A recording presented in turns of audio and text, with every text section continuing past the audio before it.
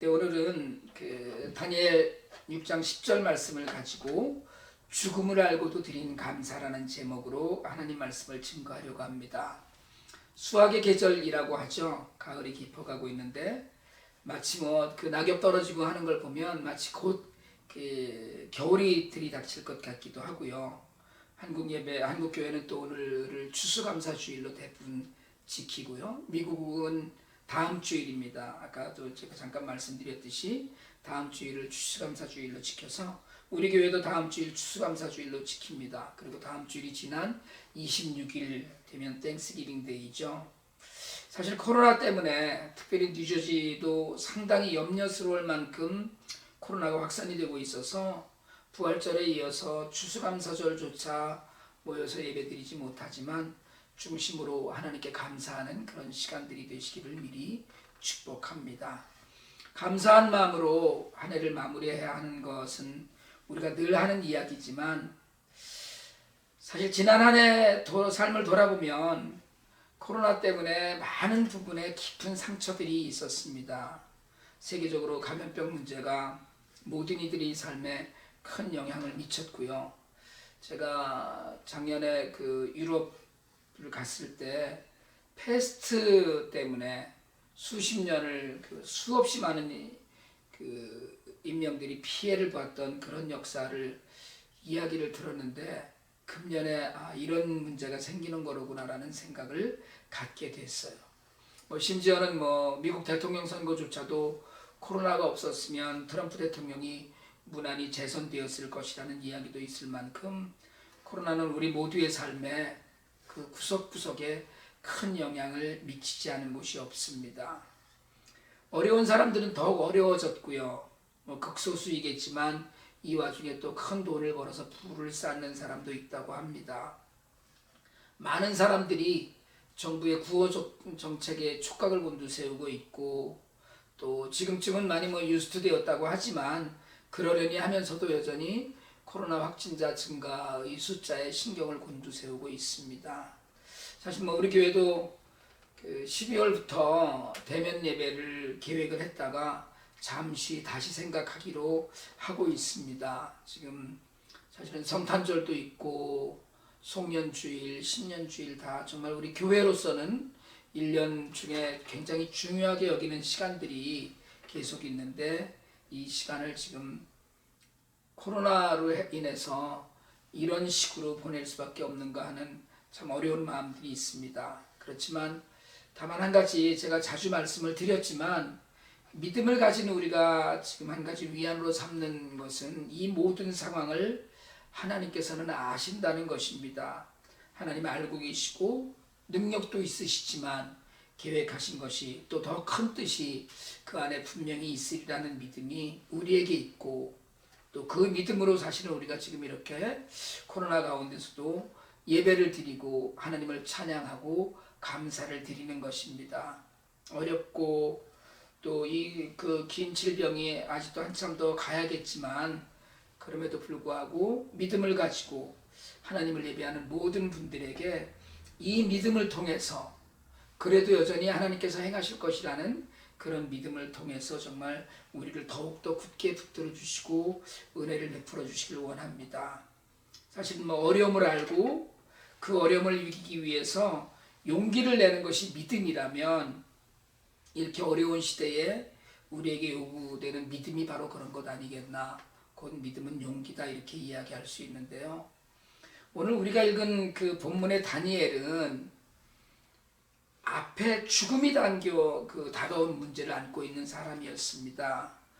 다니엘은 우리가 너무나 잘 알다시피 오래도록 바벨론, 메데, 바사를 섬긴 정치가였고요.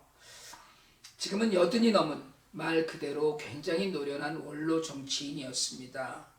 다리우스가 바벨론을 무너뜨리고 바벨론 지역을 함락한 이후에 그 지역을 120개로 나누어서 120명의 관리들, 우두머리들을 두었죠. 통치자들을. 근데 그 120개 지역을 전체 그 나라를 다스리는 3명의 총리를 두었습니다. 그 3 총리 중에 으뜸으로 친 사람이 다니엘이었어요. 근데 여러분 항상 뛰어나면 모난 돌이 정 맞는다고 항상 뛰어나면 시기하는 사람들이 있지요.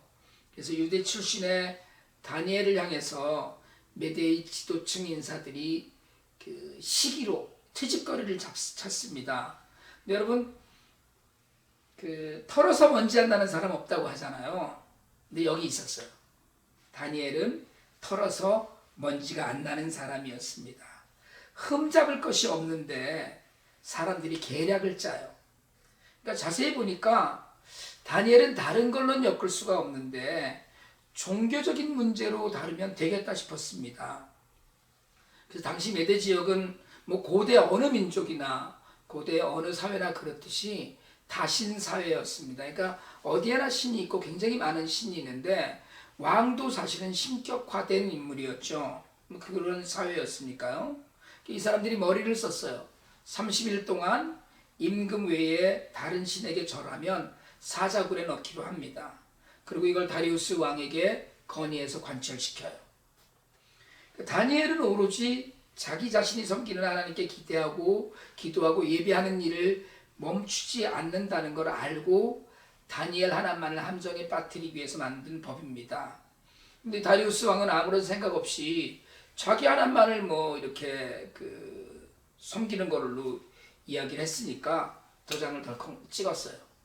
근데 당시는 한 번 왕이 도장을 찍은 그 명령은 왕도 취소할 수 없다는, 당시 관습으로 이 명령은 대단한 그 효력을 가진 것입니다. 왕은 아무 생각 없이 공모자들이 만든 함정을 만들었는데 다니엘은 달랐어요. 성경은 그가 왕이 30일간 왕 이외의 신이나 사람에게 구하는 사람은 사자굴에 던져 넣는다는 것을, 그 내용을 공포해서 도장 찍었다는 것을, 그 내용이 실시된다는 것을 알고도, 그 내용의 배경도 충분히 알고도 그 평소와 다르지 않았다라고 기록합니다. 평소와 다름없이 다락방에 올라가서 예루살렘 쪽으로 난 창문 열고 그리고 무릎 꿇고 기도했어요. 왕의 명령이 무엇인지 분명히 알았지만 변함이 없었습니다. 여러분, 다니엘은 15살에 바벨론의 포로로 잡혀와서 왕궁에서 훈련을 받았습니다. 그리고 관리가 되고 지금 70년 세월이 흘렀거든요. 70년 세월이 흐르는 동안 여러 왕들의 총애를 받았어요. 행정가로, 정치가로 나라를 다스리는 일에 적극 참여했고, 또 하나님께서 지혜롭게 하셔서 계시로 그를 늘 인도하셨습니다. 그런 다니엘이 자신의 죽음을 알고도 평소와 전혀 다름없이 기도의 자리에 올라서 창문을 활짝 열고 기도했습니다. 이 일은 다니엘을 노렸던 정적들의 올가미에 자기 머리를 집어넣는 그런 결과를 초래해서 다니엘은 잡혀서 사자굴에 던지게 됩니다. 다리우스 왕이 가장 신이 많은 총리였고요. 나라 전체를 다스리려고 세 사람의 총리 중에 으뜸으로 세우려고 했던 인물이었습니다. 그러나 왕이 안타까워하는 사이에 다니엘은 사자굴에 던져졌고, 그 다음날 그는 사자굴에서 하나님의 가호로 당당히 살아서 돌아왔습니다. 이 다이내믹한 스토리가 기록된 다니엘 6장의 핵심은 오늘 우리가 읽은 본문인 10절입니다. 다니엘 6장 1절부터 9절까지 해서 믿는 사람들은 세상에 미움을 산다는 원리를 우리가 배웁니다. 예수를 믿는 일은 세상과 타협하지 않는 반듯한 삶을 요구해요. 그리고 세상은 그렇게 예수를 믿는 자들을 미워합니다. 사람들은 때로 어떤 이들 앞에서는 그 사람을 칭찬하지만 속으로는 미워하고 되돌아서는 흉을 보기도 합니다. 그래서 믿는 이들이 어려움에 빠질 때가 많이 있어요. 다니엘이 그랬고 요셉이 그랬고 성경 속의 수많은 선지자나 사도들이 그랬습니다. 그럼에도 불구하고 믿음의 선조들은 믿음을 꺾지 않았어요. 세상과 타협하지 않았습니다. 부정부패에 물들지 않았고 자기의 유익을 위해서 남의 이익을 짓밟는 짓들도 하지 않았습니다. 다니엘은 30일만 숨어서 기도하면 됐어요. 30일이 지나면 없어질 한시적인 법이었습니다. 그런데 타협하지 않아요. 그는 늘 하던 대로 했습니다. 여러분, 믿음은 늘 하던 대로 하는 거예요. 늘 습관처럼 늘 하던 대로 성경 읽고, 늘 하던 대로 기도하고, 늘 하던 대로 구제하고, 늘 하던 대로 선행을 베풀고, 늘 하던 대로 전도하는, 늘 하던 대로 하는 것입니다. 어려움이 왔다고, 힘든 일이 생겼다고 하던 것을 슬그머니 내려놓는 게 아니에요. 다니엘은 30일이라는 한시적인 기간의 유혹을 던져버리고 담대하게 늘 하던 대로 기도합니다. 여러분, 사탄이 우리에게 그래요. 사탄이 우리에게 그렇게 얘기합니다. 오늘 하루만 쉬어. 오늘 하루만 쉬어. 이번 한 번만 넘어가. 그렇게 속삭여요. 그러나 믿음의 습관이 몸에 밴 사람은 기도를, 묵상을, 구제를, 전도를 쉬지 않습니다.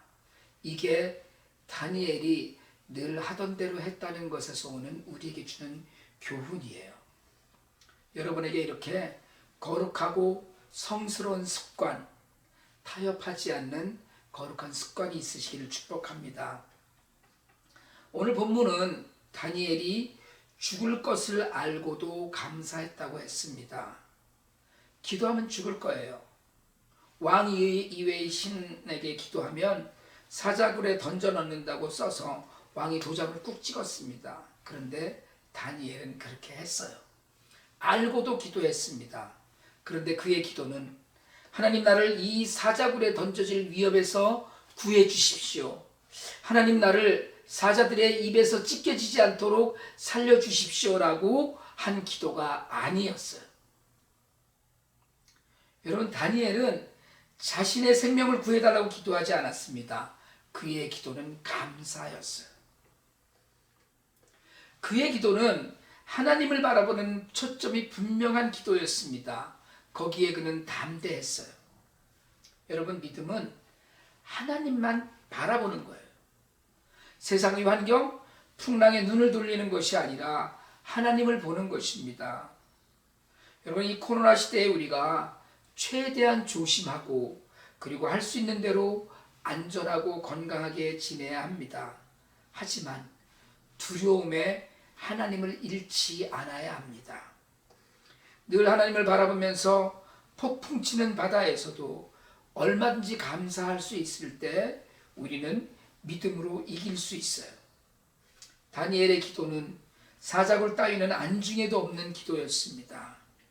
이미 다니엘 3장에서 그의 세 친구가 끓는 불에 던져질 때 했던 고백대로 하나님께서 생명을 구해 주시든지 안 하시든지 그것은 하나님께서 하실 일이었습니다. 다니엘이 할 수 있는 일, 다니엘이 할 일, 다니엘이 해야 할 일은 오직 한 가지, 감사하는 것이었습니다. 감사는 우리의 모든 것을 가장 든든하게 지켜줍니다. 감사야말로 우리가 하나님께 드릴 수 있는 가장 큰 찬양입니다. 아무리 어려운 가운데 있더라도 감사하는 사람은 낙심하지 않아요. 아무리 안락한 삶을 살아도 감사하지 못하는 삶은 허무하고 비참합니다. 다니엘은 죽음을 알고도 감사했고, 하나님은 그를 굶주린 사자의 입에서 건지셨습니다. 만약에 성경에 기록된 대로 다니엘을 하나님께서 건져주시지 않았다 할지라도, 어쩌면 다니엘이 사자굴에 그냥 던져져서 찢겨 죽게 되었을지라도 그는 하나님을 찬양하며 하나님께 감사를 드리며 하늘나라로 하나님의 품으로 돌아갔을 것이라고 저는 확신해요. 여러분은 감사하는 계절입니다. 한 해를 돌아보면 어려웠어요. 그리고 사실은 앞으로도 어떨지 아무도 모릅니다. 백신이 나왔다고 하고 대통령도 바뀌고 세상이 많이 달라지겠지만 앞날이 평탄할 것이라고 생각하는 사람들은 거의 없습니다. 하지만 여러분, 어려웠지만 그리고 어렵겠지만 쉽지 않겠지만 감사하실 수 있기 바랍니다. 다니엘의 승리는 반드시 우리에게도 임할 것입니다. 믿음을 양보하지 않고 하나님의 은혜를 기대하면서 드리는 그런 감사 가운데 우리 모두가 온전한 기쁨을 하나님께 돌려드릴 수 있기를 원합니다. 우리 모두가 감사하는 가운데 더 큰 은혜와 기적을 체험하는 계절이 되기를 주님의 이름으로 축복합니다. 기도드리시겠습니다. 하나님 아버지, 어렵고 힘든 한 해였지만 그래도 여전히 하나님을 예배할 수 있게 하시니 감사합니다. 하나님 아버지, 앞으로도 쉽지 않겠지만 감사와 찬양이 끊이지 않기를 소망합니다. 성령으로 우리를 도우셔서 우리의 믿음을 더욱 든든하게 하옵소서. 예수 그리스도의 이름으로 기도드립니다. 아멘.